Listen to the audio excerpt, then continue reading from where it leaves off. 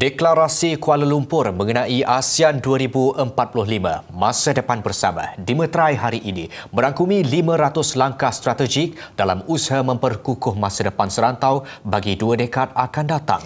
Dokumen strategik jangka panjang itu dilihat menepati keperluan ASEAN memperkukuh hala tujuannya dalam menepani dunia yang syarat dengan cabaran semakin kompleks.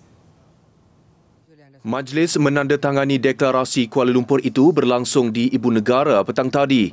Ia acara kemuncak hasil perjumpaan peringkat tertinggi pemimpin ASEAN sekaligus menzahirkan iltizam gagasan itu mempersiapkan diri menghadapi masa depan dengan penuh keyakinan. Perdana Menteri Datuk Seri Anwar Ibrahim mendahului 9 ketua negara anggota ASEAN lain menandatangani dokumen bersejarah ini. But today the international order is unsettled.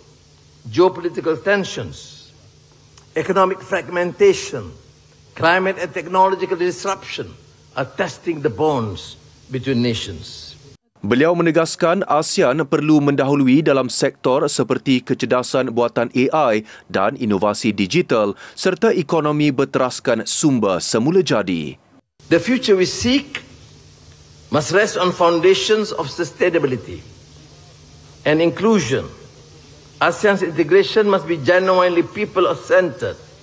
That means closing development gaps, raising the standards of living, and investing in the human spirit and potential of all our citizens. Dengan pemeteraian deklarasi itu, semua anggota blok menerima pakai visi Komuniti ASEAN 2045 bertemakan berdaya tahan, inovatif, dinamik dan berpaksikan rakyat bersama dengan beberapa pelan strategik lain. May I kindly invite Your Excellency